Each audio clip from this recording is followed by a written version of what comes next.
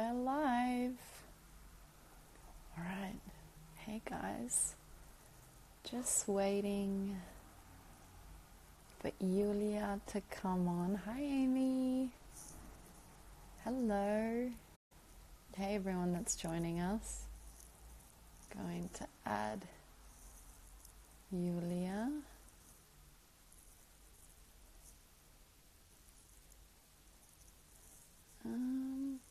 Iulia, you should be able to click request to join. Just wondering where.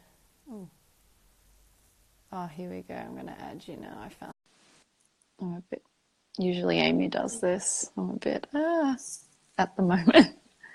Iulia? Hi. How are you? Can you see any? Good. How are you? Yeah, I'm all right. I can Can see. you Can you see? Yeah, I can. It's a little bit dark, but I can see you. Oh, it's quite late there, isn't it? Yeah, it is. So that's why.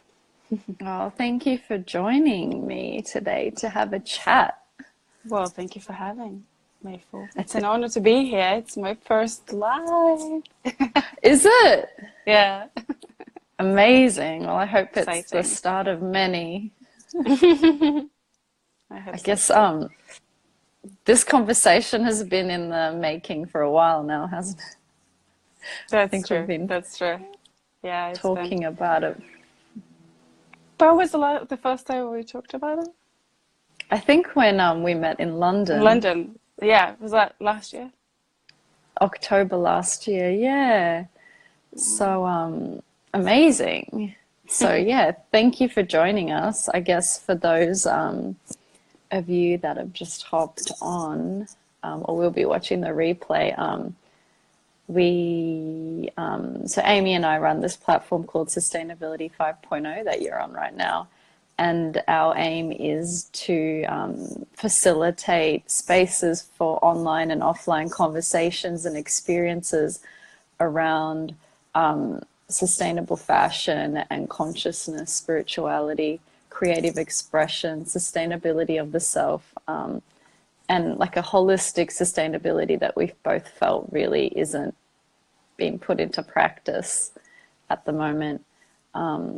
So one of the things we like to do is to chat with creatives and designers and people who are embodying these things in their practice. And I came across Iulia's work through the LISOM, if anyone hasn't seen the LISOM, it's a beautiful, beautiful online sustainable fashion magazine. And there was an interview with you there, Iulia, and you spoke so freely and so openly about blending the spiritual within your fashion and your artistic practices. And I think you were one of the first designers that I found within a Western context that speaks about blending these, like the spiritual and the physical within their work. And so I used you as one of my case studies in a research paper I wrote for a conference, Sustainable Fashion Conference last year. And yeah, we've stayed in touch. It's God. so inspired by your work, as I know a lot of other people are that will be listening to this call. So we're so excited to be chatting to you. So thank you. Well, thank you very much for, like I said, it's an honor. It's always the other way around, and I'm really inspired by your very active participation in the, universe. On the plane of the universe, you're like marching together with people and communities towards a better future. It's beautiful to watch you. Even though from afar, but still, it's very, very inspirational. Yeah. And I'm really interested to see where it's gonna all transpire in the future. Yeah, me too. Maybe you could say? I would be very excited to hear about what are your plans, like maybe immediate plans. Immediate plans, I guess. Or the Amy and bigger I. picture? Both. Well, Amy and I, we've started doing these roundtable sessions. So we've been inviting people to sit around a virtual roundtable and start talking about or start asking questions, deeper questions around some of these ideas. So last night we talked about what is the future role of the designer. And I think one thing that came out of it is that we need to be sitting collectively and creating these spaces, whether it's virtual and in person, and actually envisioning the future that we want together collectively, energetically. So I guess that's one thing that's I think we're going to be working on at the moment in the immediate future. Is that kind of like creating a sacred circle and then sort of hoping to manifest that into reality, or? Yeah, I guess that's one way to describe it. Yeah. That's wonderful. I don't know. Yeah, I guess, you know, our systems are broken, especially for fashion design. And we can, you know, we do need to know what's happening, the negative aspects, but to actually bring the desired future into being, what are we doing energetically? I think that's one thing that we'd like to do on top of facilitating experiences and conversations. And perhaps we talked about retreats as well, in-person retreats. That's amazing. Yeah, because I think it's one thing talking and, you know, sort of, what's the word? And anyway, can't think of it right now. But another thing is to practically embody that in your everyday routine, isn't it? I think that's where the gap is. That's it. It's one thing where you're doing something at an event or at that one point in time, but then and also with clothes as well. Like it's one thing talking about it, another thing actually wearing something, you know, every day and understanding how that feels against your skin, how is that affecting your energy, how is that affecting your mood, how are your cells breathing through that, you know. So could you talk a little bit about your journey? Perhaps I think I'd be interested to know, and a lot of other people would, because you've had I guess I know the other day you mentioned you're not sure if you're a designer, but you do design, you create clothes, and you're an artist and you're an actor as well. So could you perhaps talk a little bit about that? Yeah. So I'm trained as an artist originally. I started a brand. You trained at Central St. Martin's, didn't you? Yeah, Central St. Martin's and Goldsmith as well. Okay. I started the brand for my mom. So that's where the intention was, to create something like a business for her or a legacy for a family or something like that. And that's hence why it started from the knitting. So she was the one who creating all the garments by hand. Wow.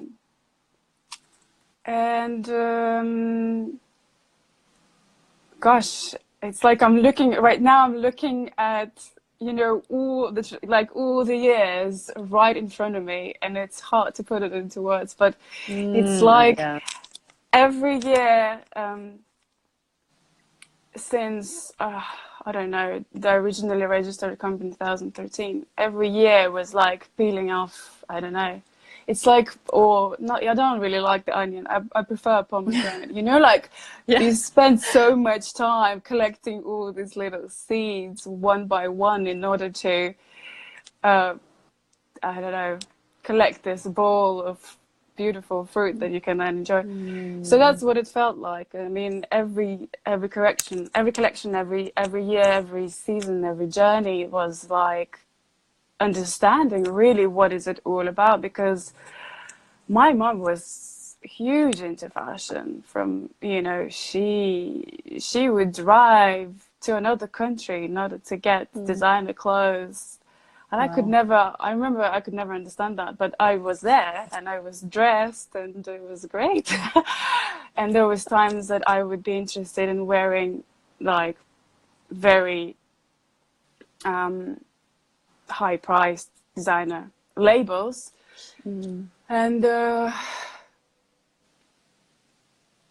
And so that's where I started from. I started creating something very, very luxurious, best quality yarn, using, you know, once we found a factory, best quality yarns that I could find and everything. But then journey just completely turned 360 degrees when kind of had to reevaluate everything really in my life. And that's when a completely different approach to everything happened, including fabric and cloth. So that's when I just mixed that year. I think it was 2015.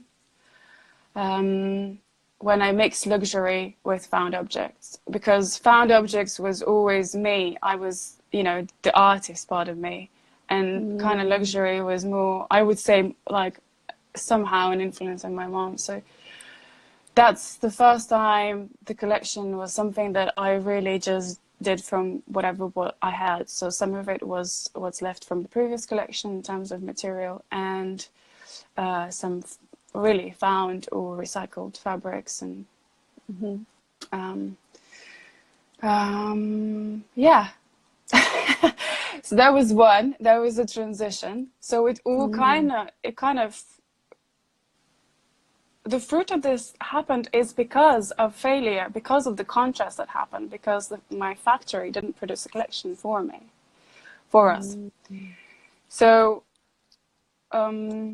you kind of had to put power back into your hands, you know, and that's when the shift happened as well. And from that point onwards, it was like, oh, I can actually work with so many other different things. And I think because my values changed, or probably, you know, came back to the original self, then I started looking at what I really like, you know, and what I like is handmade work or making one of a kind, and really something that connects you to your ancestors, or being an artist, like I had, you know, hand sort of tactile things are very important. And what else? Collage. I made collage, so I enjoyed putting together embroidery and, you know, within linen, you know, mixing things together. Really, this is kind of like my approach. So that's how things slowly kept evolving. But yeah, and simultaneously, I guess my spiritual practice would would be developing. So it's kind of like I'm kind of like a chemical purification when you just keep going one layer after the other, and just discovering what feels good, what really feels good. And you learn information, of course, you do your research, and you feel as well. I think you feel.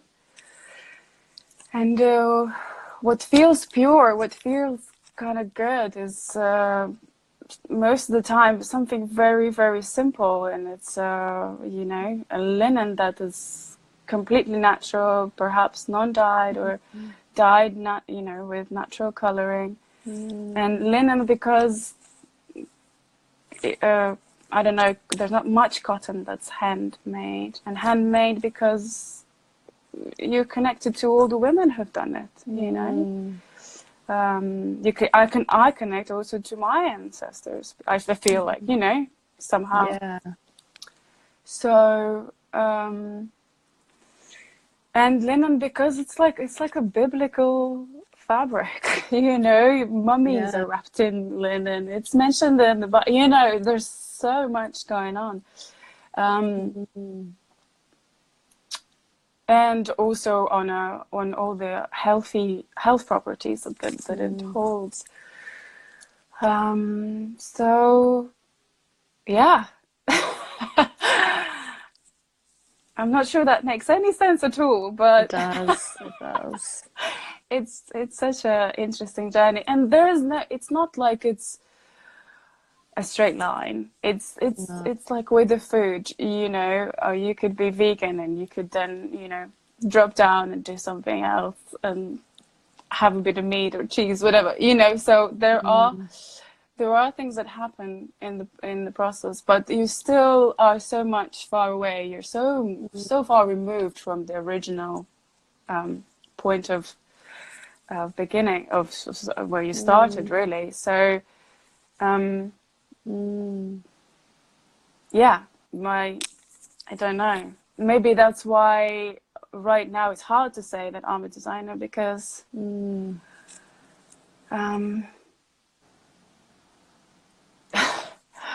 I think once you continue on your spiritual practice, all of this identity sort of stamps, they kind of, you see them outside of yourself. They're up here in the air. You don't really want to put a hook or claim on any of that, because right now maybe I'm interested in, I don't know, dance.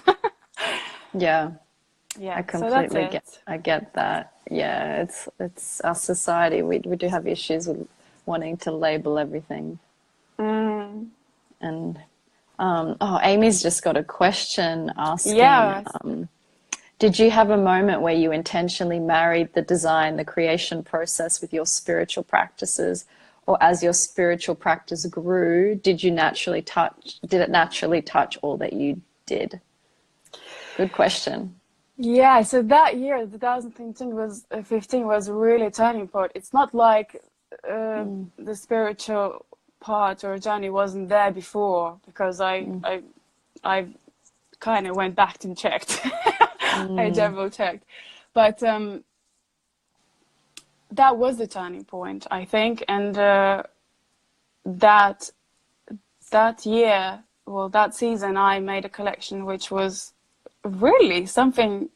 When I look back, I can't even fathom how I was already there back then. So the spiritual practice really kind of just enhanced everything, and fashion was a language to translate it through, perhaps. Yeah, so it was kind of simultaneous. Beautiful. What was the other part? Or your spiritual practice grew, did that naturally touch or that? Yeah. That was a natural kind of organic evolvement. Yeah, I think that makes complete sense, because when you do start, I guess, connecting to your inner being and cultivating that relationship, that does naturally transpire out into everything that you do. Yeah, and if I remember correctly, that collection was about transcendence, and there was like a shaman, a transcendent being, so all the kind of the archetypes of the journey were already present there. Wow. It's strange to think that, I mean, you can only, sometimes the thing is, with creation, with art, with fashion, I don't really think about it, logically when I do it. Which is, funnily enough, in practice, I feel like I'm still like looking from a really small prism when I do the practice. But when I'm making art, I don't. So I do not question it. I don't doubt it. So when I do it, I look back, and that's when I understand what happened most, sort of the aftermath. That's so interesting, because I guess that's I feel like you don't really see that much in the Western context, because I guess if you look at Indigenous people and Native people to areas, like that's just how they live. They don't separate the spiritual from the physical plane, but our Western society has completely separated the two. So hearing you work that way it's really fascinating that just naturally. You kind of have to, like, you kind of have to go with the intuition, because I guess all the answers come shortly after you start understanding. Yeah. Your mind explains everything afterwards. But it's really bizarre, because I make less now in terms of matter, but I feel like my practice is now bigger, taking more of my time than the making of things. But I feel like I question that more. Strangely, no, that's really interesting. Anyway, I'll think about that later. So interesting. Yeah. And you mentioned connecting to your ancestors, and your family's from Eastern Siberia, is that right?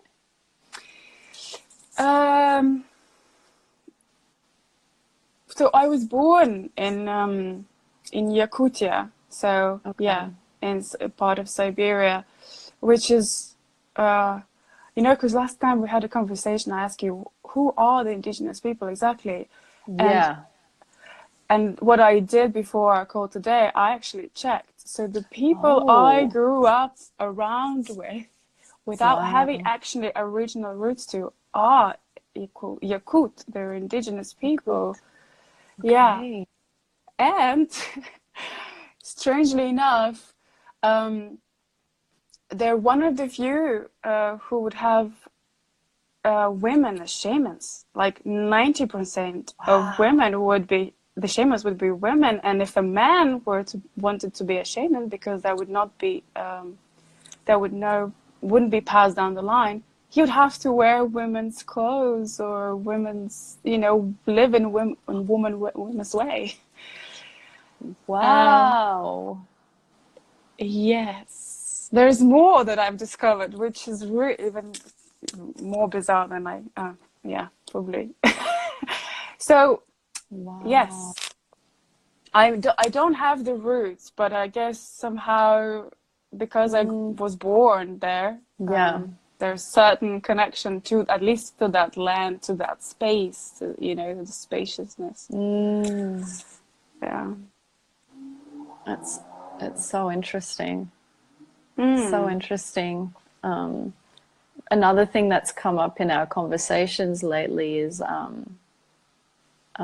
diversity, and I guess diversity of culture, and really that we need to be all of us need to be tapping into our own cultural roots, wherever that may be, and kind of claiming sovereignty with our ancestors, like going forth. For me, I don't, to be honest, I don't feel, I don't inspired, because normally that's how it happens. If healing comes into my life, normally it's right here, in the house. Somebody comes in and it happens.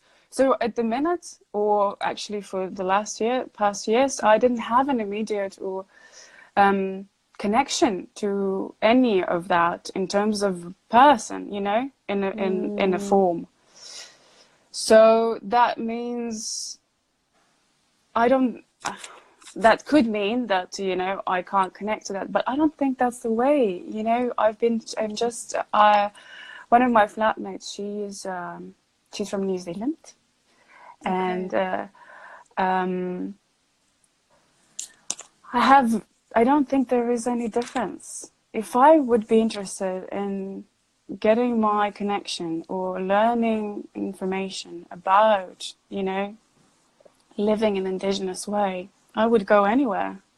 I think it's you know, I think it's transferable, isn't it? That's true. Perhaps. So,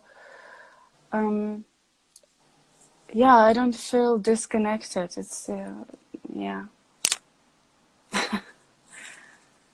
anymore. Amazing. So good. And I think you touched on before a little bit about fabrics, and I always see you talk about fabric consciousness. Oh yeah, And yeah. could you speak a little bit about that? How, I guess, yeah, I see you talk about fabric consciousness and also raising the frequency of the planet through material form. Yes. Well, it kind of goes back to the provenance. If you know, in art, there's like, this is a normal term to have, what's the provenance of the work, or where does it come from? So you always look back at who had it, or how's it been made, or you know, what year, which means who has it, you know. What has it been passed down the line, or have you found it in, you know, in the village in Russia, or have you bought it just down the road, or have you bought it in a second-hand store? So what's the year? I mean, how old is the fabric?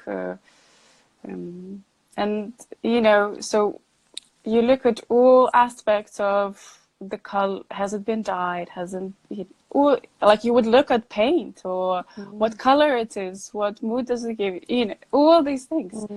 So I think that's consciousness, in the sense,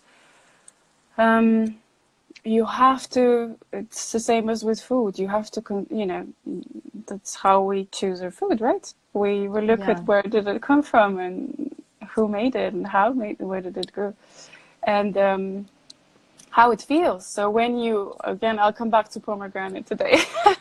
Good. You know, it feels so, there's a long process to get to the core of it, but it's so juicy and so enjoyable and so alive when you have it. So you can tell the difference between a pomegranate and, say, even a cooked vegetable, right? You can sort of feel the frequency of something that's cooked and something that is raw. So if we can apply that in the sense to fabric, and perhaps I've given a little kind of meditation talk, sort of end of last year, I think, where I've taken people on a journey from, you know, from the point of roots, of when the fabric has grown, and when it became, what's fabric's process. If you were to be a fabric yourself, because you can connect to anything, you're connected. Everything is, you know, alive in a sense. So what journey did you as a fabric made from growing to processing, being touched by people, becoming a fabric, perhaps being part of someone's dowry, you know, would you enjoy somebody embroidering your, you know, their name, you know, or mending it, and so on and so forth. So all of these aspects and layers create you know, and also you can, if you place two, let's say, different fabrics together, one made by hand, one made by machine, or and chemically dyed, you can really sense sort of the frequency, as you would with a raw fruit and a cooked one. So that's kind of what I'm talking about fabric consciousness. Of course, perhaps it's a step-by-step journey. It took me, that's what I'm saying, it took me so many years, and only now I was wearing things that I did not make. I didn't even allow myself for a period of time. So it's like you have to come into an initiation of some sort to allow yourself to wear these things every day, and connect to them, and see if they work really. And it's like you might still have a wardrobe of things that you still want to wear. It's like you might have plastic, stored, but you might want to use that because you already have. But slowly, perhaps, there's a possibility of sort of upgrading it to something that is as we do with our diet or space, or the mind, ascending to a cleaner, pure sort of vibration. Yes. Yeah, it's like that connection still isn't there for our clothing, but yeah, with food, like you mentioned, it's happening. Plus like you say, sometimes you are what you wear.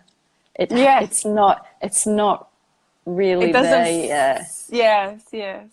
Well, because food is so immediate. Food is an immediate pleasure, and it's everywhere around us. So, and of course, fabric like that, vintage, handmade, or naturally dyed, will also probably at the minute cost quite a lot. To buy such if just cloth on its own is expensive.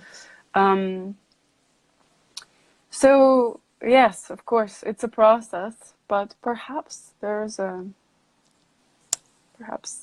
way. And there's so much also that is, I'm sure, technology that will bring and allow,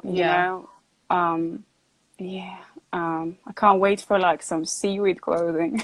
Oh yeah. I would be wearing algae scented algae clothes. Yeah. Oh my God, algae jumpsuit, please. Yeah. You better get onto that. I met Sounds someone. amazing. Gosh, I don't remember her name. There's a lady in France. She was at this sustainable art fair recently, and she's producing things and weaving seaweed into fabric, but not on larger scale. So she needs a lot of support on that end. Yeah, but perhaps. Well, yeah, hopefully we get there, because I guess seaweed and algae actually does wonders for the atmosphere as well, not just for our skin. We could be cleaning up the air whilst feeling amazing. I guess there's a way to go. And it's so interesting you touch on those points, because Amy and I have had a few discussions around the supply chain, or lack of a better word, supply chain, and the exploitation of workers and all the chemicals that go into different stages within the processes, and whether all that trauma from the toxic chemicals and the exploited workers actually stays in the finished garment and then gets translated into the wearer. If that actually has a bad effect, as opposed to, like you mentioned, if something there's love and care and attention and empowerment within the process, whether then that's then translated into the wearer as well, which is, I think, what you're speaking of. I guess you could say the same thing about the food, but then we are back in the duality. Then we have this is right and this is wrong. So I don't think that, I think we have to resort to whatever it is at the minute and be grateful. And once we have, I'm going to say again, consciousness, kind of like a consciousness of being grateful for whatever it is that there is. I mean, you know, if you practiced in Reiki, you could probably just Yeah. heal whatever you're eating and, you Yeah. know, and make it a good thing for you. Whatever you wear, make it a good thing for you. So we just, it's a long process, but things are getting better. Yeah. So perhaps it's our intention and the energy we also give to that garment, and perhaps that ties into care and Yes, use of the garment. yes. Yeah, it's like then be it garment or not, you kind of, yeah, you're grateful for it, and it becomes everything becomes a sort of a meditation, really, isn't it? Mm, You know. that's beautiful. Everything becomes a meditation. Oh, I love that. I love that. That's an ideal world, though. It And is, but well, perhaps this ideal world is here now, mm, isn't it? It's well, up to us. well, that's it exactly. Amazing. Wow. And I guess, could you talk a little bit what, I know you mentioned before you don't like to put these labels, but perhaps what do you envision for the future, or your ideal world, the designer or the creator of clothes and art of these things being? How do you see Oh this? gosh. Just, Oh, I have no. Um, I honestly will tell you that I probably do not have a vision of me being part of it at the minute, okay. because I think there's brighter minds. Um, Really? um, yeah, I Mm-hmm. don't know. I don't. I will see, but um, Mm, I don't know. At the minute, because of all of these identity things up in the air, to be honest, I don't feel my ego is even interested in the art anymore. wow.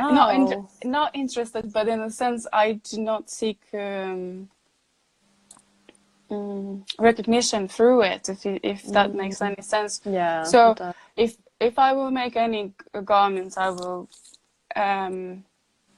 I'll just do it, you know, without an what's the word? Um, just for the fact of doing it. Yeah. But for the future, you know, a really close friend now has joined us, and she was way ahead of me researching biomimicry. Oh, So, but cool. perhaps the future is in completely related to be inspired by nature, but you Mm, know, bringing latest technology into it. So mm, yes, but that's why perhaps I'm not in that picture as well, because what I'm doing is kind of using whatever is until something new arises. mm, You know. mm.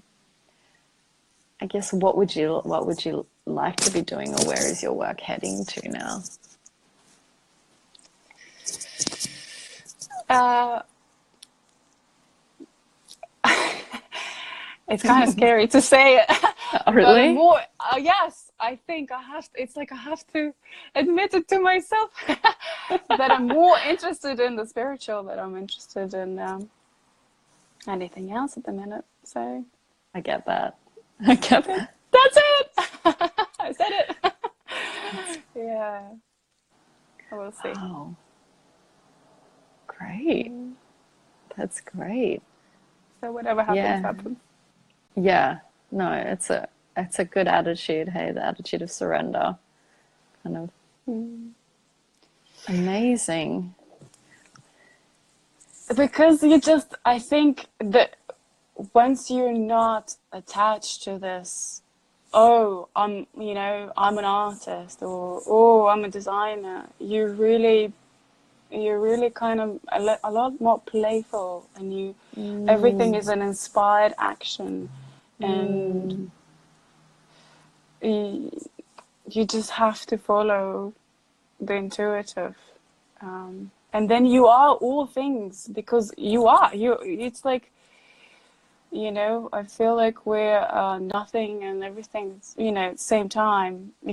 I'm nothing because I can't put my identity to any of these mm, labels, let's say, but I could be all things to all people, mm. so I think that's where it's at the minute for me. So it's really hard for me to say, but it's also quite Yeah, exciting.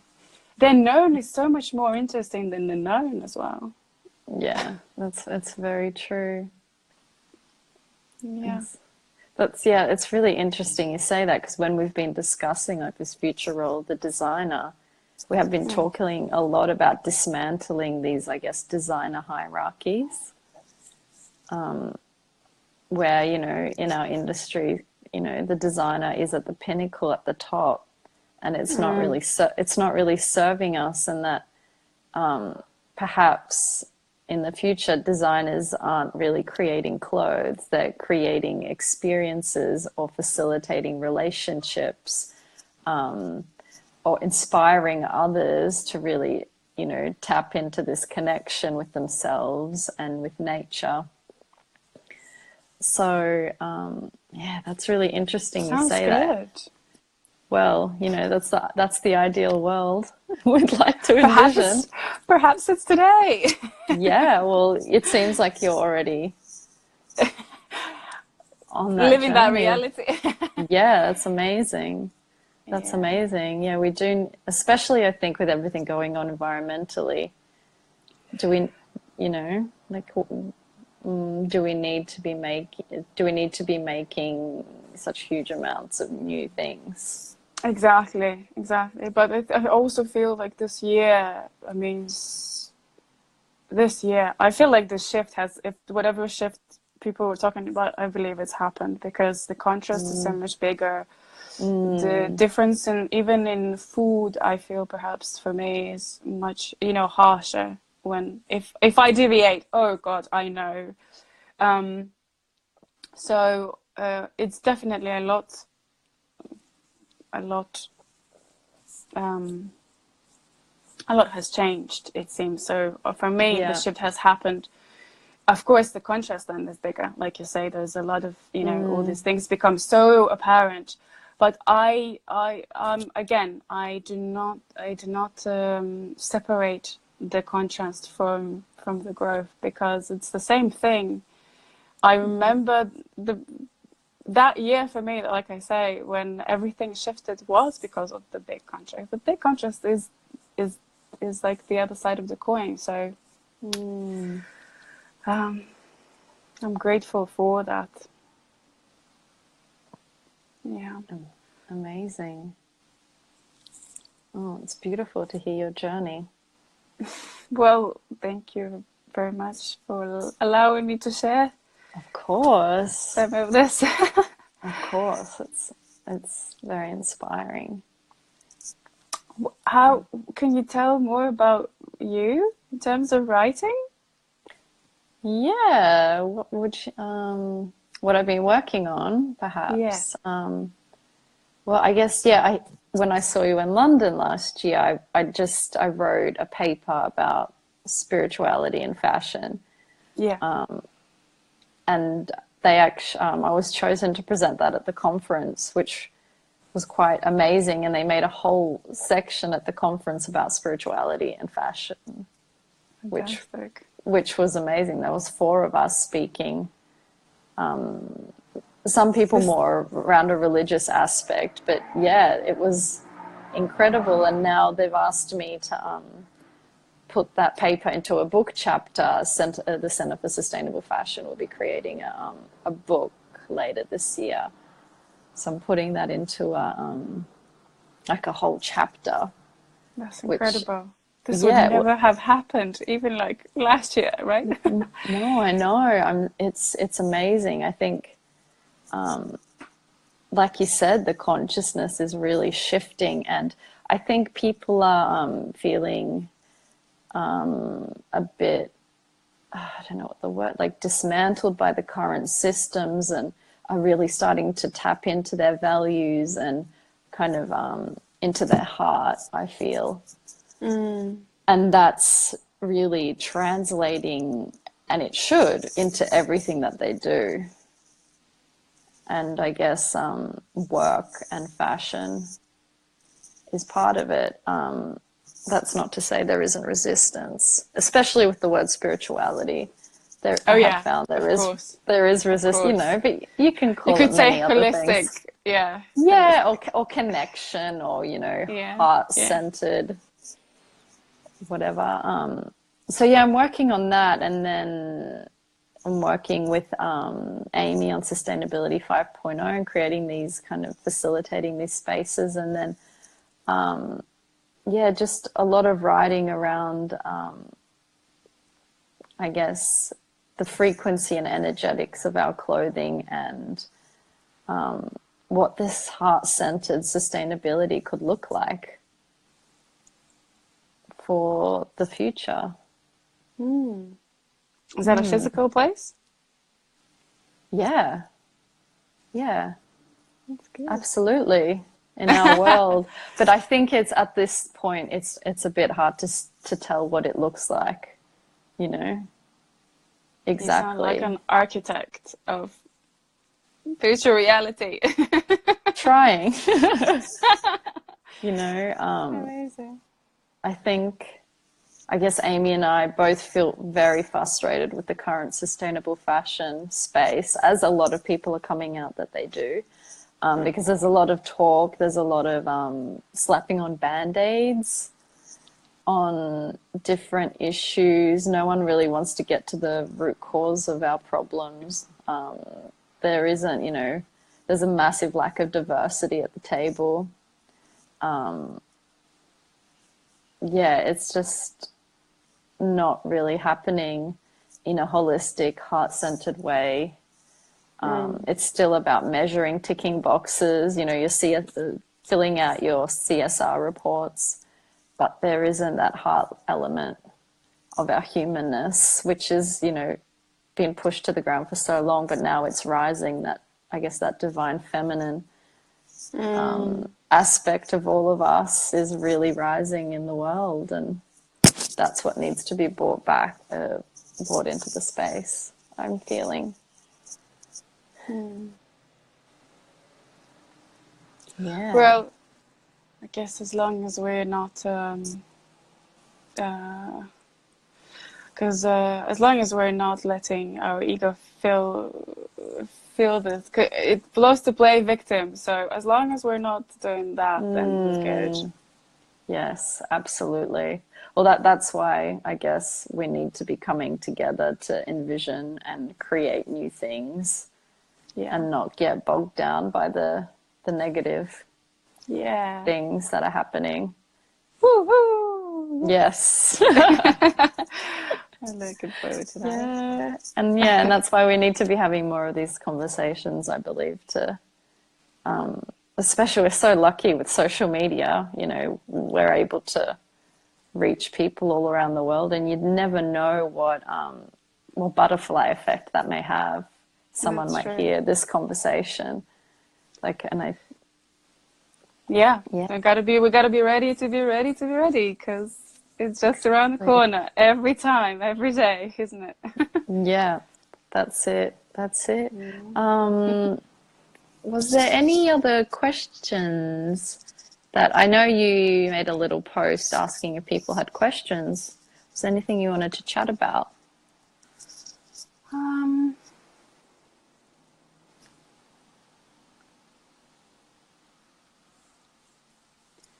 Not really, no.